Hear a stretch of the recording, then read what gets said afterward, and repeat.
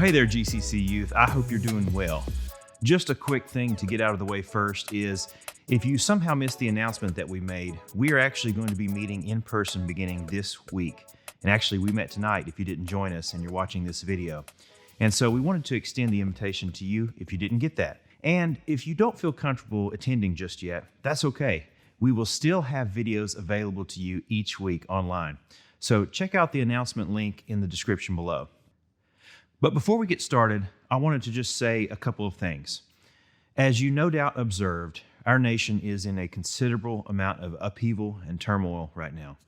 Between the COVID-19 pandemic and the protests, the riots, the race wars, and so on, there's a lot stirring in our country, and most of it not so good. And though you have the right to choose however you want to respond, I want to just extend a caution to you not to get caught up in the whirlwind of what's happening so much that you forget where your peace lies, or that you become driven by emotions alone. I want to especially encourage you in this time to be kind to people. There's plenty of hate and anger in the nation right now, but you and I can choose to love people no matter what. I mean, if you've noticed, at least for the most part, we're able to love our family and our friends, other people, even when their perspectives differ from ours. And so I believe we absolutely have the resource of love to show to those who hate us and who do awful things, or who disagree with us and do so in a civil way. And that's the beauty of Christ in us. We can't do it, but with Christ living in us and through us, we can choose to love and have our speech seasoned with grace for other people. I want to read a passage to you to hopefully help you identify that the times we live in, though they are crazy and are now upon us, sinful actions of people aren't anything new, and we still have a job to do. It's found in 1 Peter 4, 1 through 11. It's a little bit long, but it says this: "Therefore, since Christ suffered in his body, arm yourselves also with the same attitude, because whoever suffers in the body is done with sin. As a result, they do not live the rest of their earthly lives for evil human desires, but rather for the will of God. For you have spent enough time in the past doing what pagans choose to do, living in debauchery, lust, drunkenness, orgies, carousing, and detestable idolatry. They are surprised that you do not join them in their reckless, wild living, and they heap abuse on you. But they will have to give an account to him who is ready to judge the living and the dead. For this is the reason the gospel was preached, even to those who are now dead, so that they might be judged according to human standards in regard to the body, but living according to God in regard to the Spirit. The end of all things is near. Therefore, be alert and of sober mind, so that you may pray."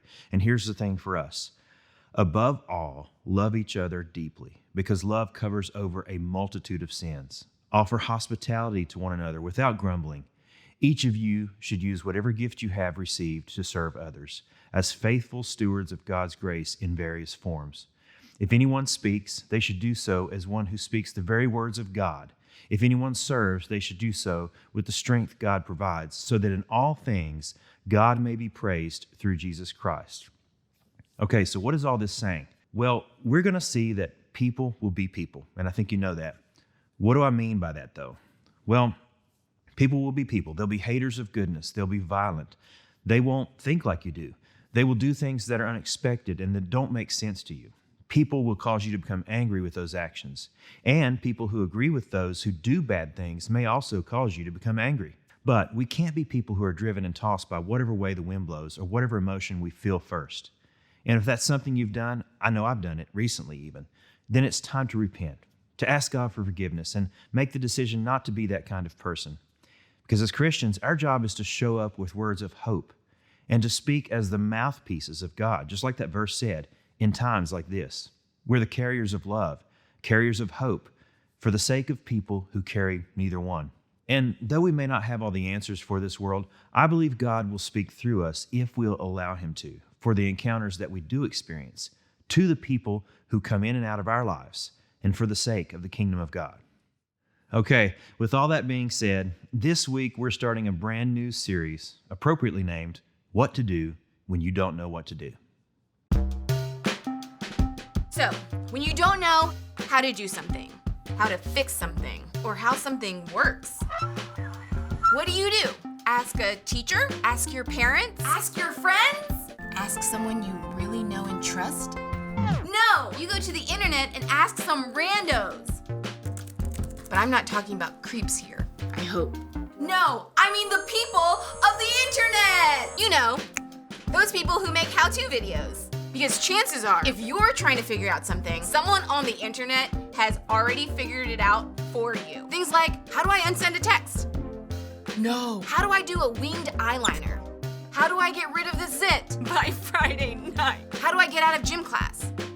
How do I screen cap Snapchat without getting caught? They'll never know. But then there are things in life that don't have an easy fix, that don't have a simple solution, that don't have a how-to video. Things like what to do when you have problems with family, or when it seems like you have no control in your life, or what to do when someone has done something to you. I mean, clearly, they gotta go. The truth is, there's a lot of life that doesn't have a solution you can just find online.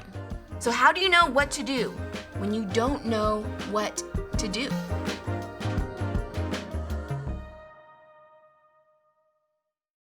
All right, like many of the other videos, allow me to start by asking you a question.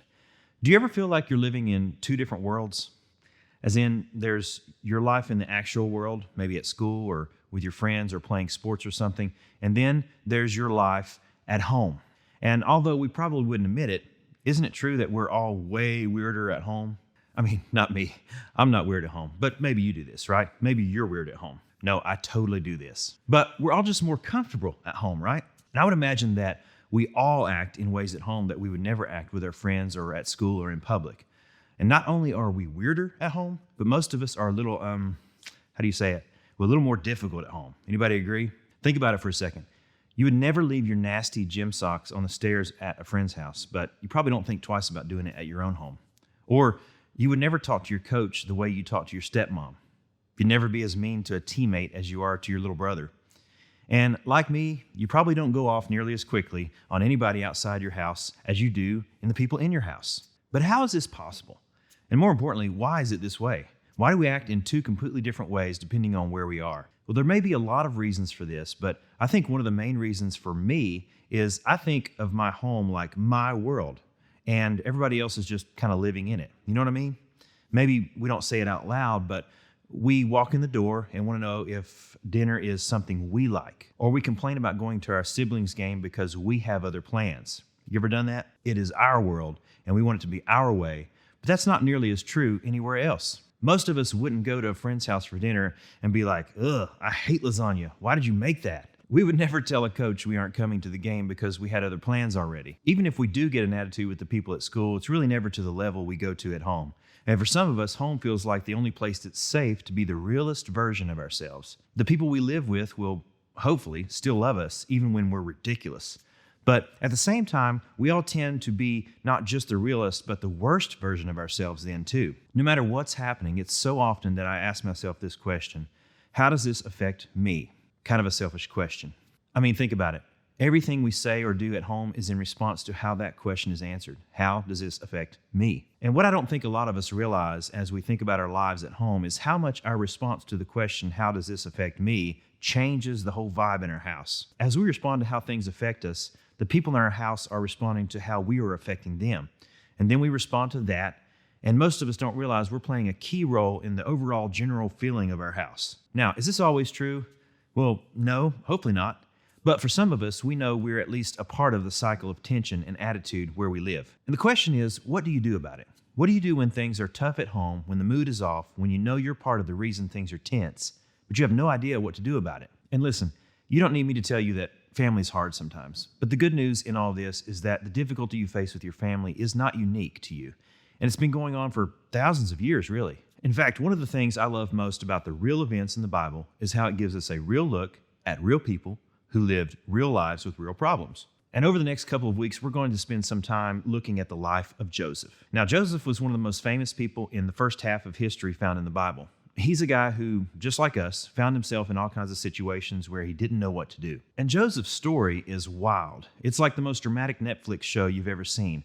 There's murder plots, he's sold into slavery, the story twists and turns every which way, and the drama just doesn't stop. And we'll get to that in the next few weeks, but it all starts with the drama with his family. So first, let me give you some background. Joseph was one of 12 sons who all had Jacob as their dad. Now, follow me closely here. Jacob's story was complicated. He fell in love with a woman named Rachel, but was tricked into marrying Rachel's sister, Leah, instead. But Jacob loved Rachel, so he worked for her father for 7 years so he could marry her too. If you're keeping count, that leaves Jacob with 2 wives, and they were sisters. Sounds like a show on TLC, right? And there were 2 other women he never married, but who he also had children with. And plot twist, Rachel, the wife Jacob loved most, couldn't have children. And while all these other women gave him kids, Rachel couldn't until all of a sudden she was pregnant with Joseph. He was like the miracle baby, and Jacob, the dad, was crazy about him. And as you could imagine, in this family with 1 father and 4 mothers and 12 sons, there was some, let's say, real tension, because it was no secret who the favorites were. And so this is where we pick up in the life of Joseph. In Genesis 37, we read about how Jacob made a special robe for Joseph, a physical reminder of how much more his dad loved him than the other brothers, and his brothers despised him for it. At that time, robes were like the best shoes. They were a big deal. But that wasn't the only issue. Joseph then had a series of dreams. So in Genesis 37, it says this: He, Joseph, said to them, which was his brothers, "Listen to the dream I had. We were binding sheaves of grain out in the field when suddenly my sheaf rose and stood upright, while your sheaves gathered around mine and bowed down to it." That's Genesis 37, 6-7. Now, this wasn't your typical dream, and the brothers knew it. This dream wasn't about grain. It was about power. And Joseph was sending a message by sharing this dream with his brothers. He was saying, "Hey guys, listen to this.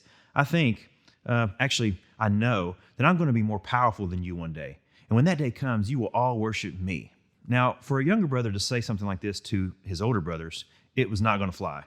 So the passage goes on. His brothers said to him, "Do you intend to reign over us? Will you actually rule us?" And they hated him all the more because of his dream and what he had said. The vibe was harsh.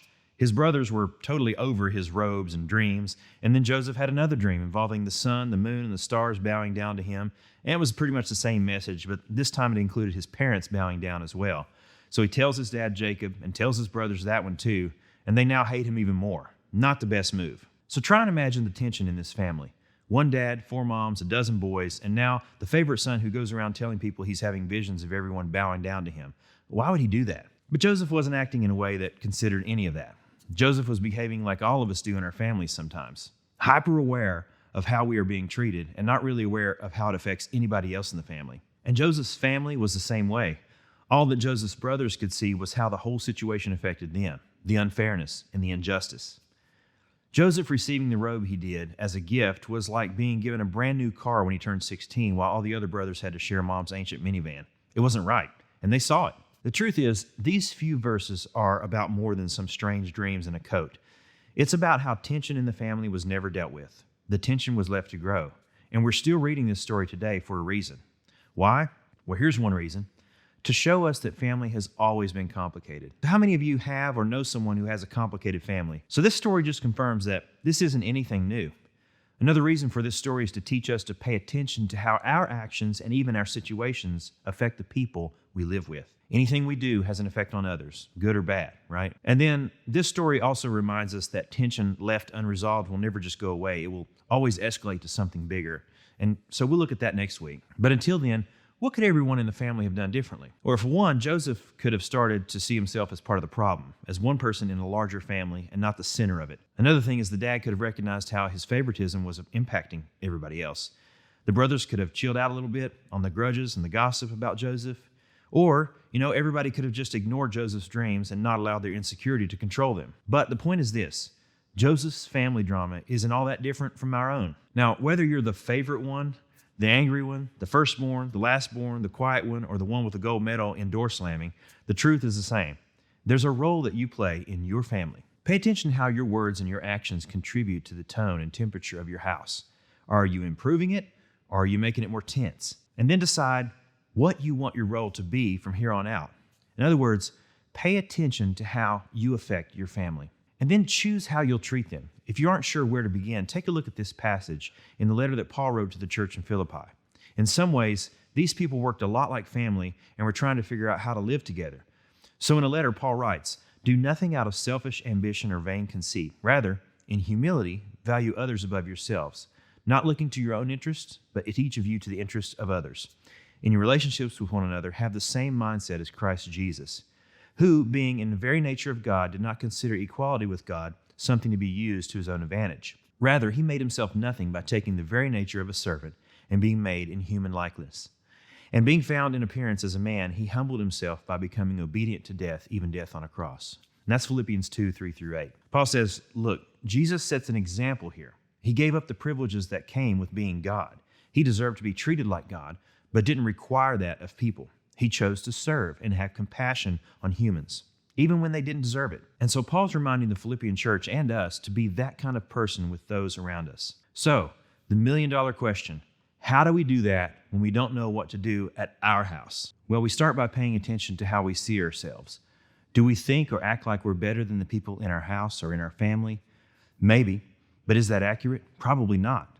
So what would it look like to treat our siblings, our step-siblings, our cousins, or the adults in our house as equal, or maybe even more important than ourselves? And finally, and maybe hardest of all, we need to invite someone else to speak into how we treat our family.